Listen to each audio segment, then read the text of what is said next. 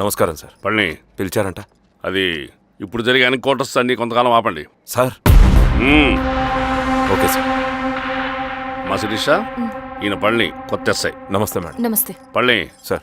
అమ్మాయి ఎలక్షన్ నిలబడుతుంది, tight security ఇవ్వండి. జాగ్రత్త సార్. ఏం జరిగినా నీదే బాధ్యత. అలాగే సార్. టైం అవుతుంది. వెళ్దాం పద. మేడం, మీరు మన ఊరికి వస్తే నేను సెక్యూరిటీ ప్రొవైడ్ చేస్తాను. పళని సార్. ఎలక్షన్స్ అయ్యేంతవరకే సరే అమ్మ. ఎస్పీ గారితో నేను మాడతా. అలాగే సార్. వస్తానమ్మా, సరే బాబు. జాగ్రత్త. మేడం పదండి. రండి మేడం, కూర్చోండి. పదవీరా స్వామి.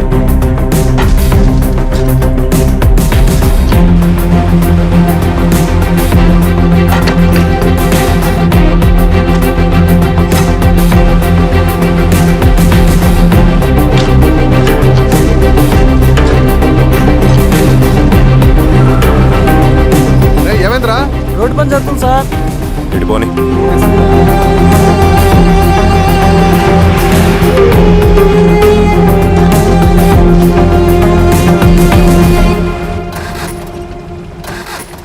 బండాపు సార్. ఎందుకో? మేడం గారు కారు ఆగినట్టుంది సార్. ఏమైంది స్వామి? ఏమోనమ్మా తెలియట్లేదు, దిగి చూస్తా.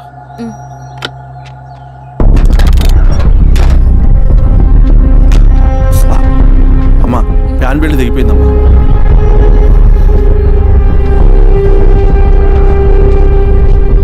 ఏమైనాది? బెల్ట్ దిగిపోయింది సార్. శిరీష గారు, ఇప్పటికే లేట్ అయిపోయినది. మనం జీప్లో పోదాం రండి.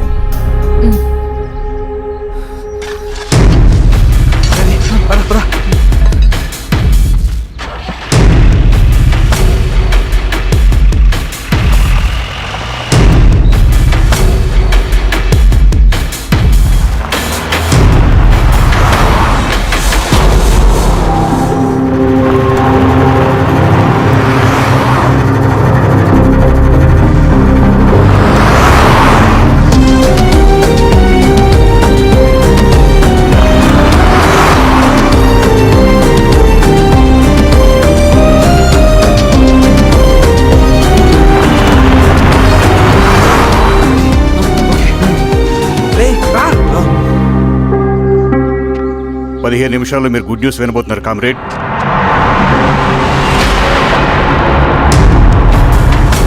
రవి, వెళ్ళి చూడు.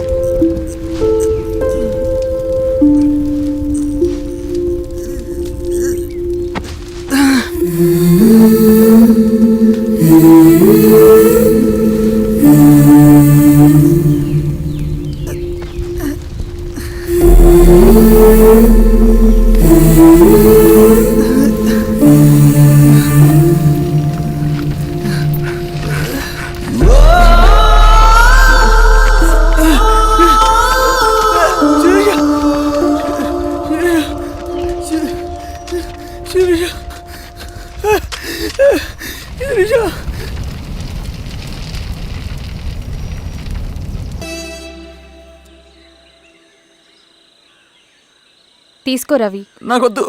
తిన్ రవి. ఎన్నాళ్ళు ఇలా ఉంటావు? నాకొద్దు.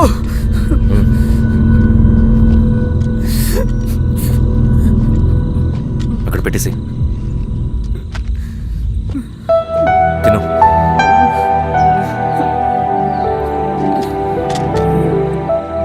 తినకపోతే చస్తావు. నేను చచ్చిపోయినా బాగుండేదన్నా. చేతకానడు పిరుకోడు మాత్రమే ఏడుస్తూ కూర్చుంటాడు. నువ్వు ఏడుస్తూ పిరుకోడని ప్రూవ్ చేయొద్దు. జరిగే యుద్ధాన్ని ఆపేసి అడవి మధ్యలో భౌతికత చెప్పడానికి నేను కృష్ణుడు కాదు, నువ్వు అర్జునుడివి కాదు. మన విప్లవకారులం రవి. మనకి డ్యూటీస్ తప్ప ఎమోషన్స్ ఉండకూడదు. ఈ చేతులు అయ్యా నాకు అన్యాయం జరిగింది అని చెప్పి ఏడ్చే వాళ్ళ కన్నీళ్ళు తుడడానికి, మనకి మనం ఓదార్చుకోవడం కోసం కాదు. ఎన్నిసార్లు గాయపడినా సైనికుడు వెళ్లాల్సింది యుద్ధానికి. సిద్ధంగా ఉండు.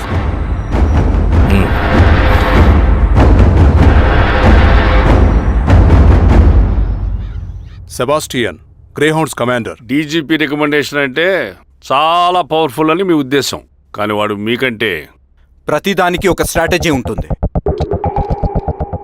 పావురం కోసం వల వేయాలి, చేపల కోసం గాలం వేయాలి. సింగన్న కోసం నా దగ్గర ఒక స్ట్రాటజీ ఉంది. విని విని విసిగిపోయాను. రిజల్ట్స్ చూపించి మాట్లాడండి. సో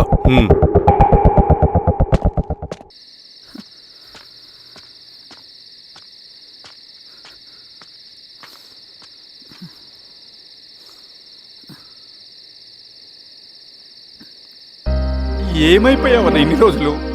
అసలు ఎలా ఉన్నావన్నా?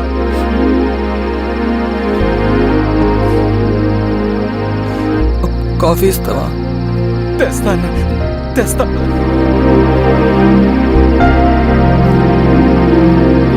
ఇదిగో అన్న.